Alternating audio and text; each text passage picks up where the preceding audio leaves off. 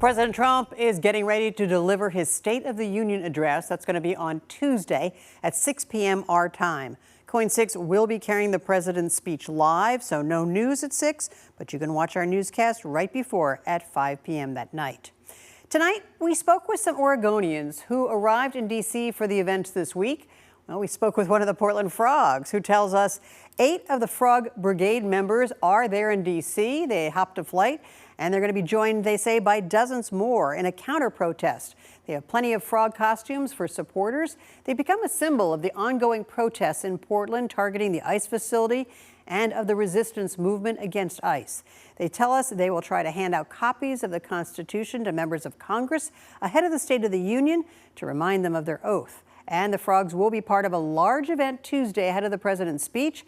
That event called the State of the Swamp Adress.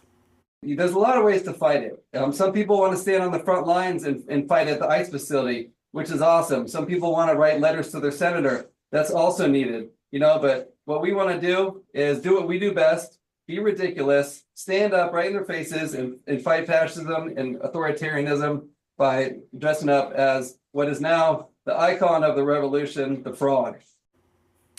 He adds that he thinks this is the best way to protest against what he calls an absurd presidential office is by being, quote, ridiculous. We will be following the Portland Frogs' journey this week, and they should be popping up all over D.C. starting tomorrow.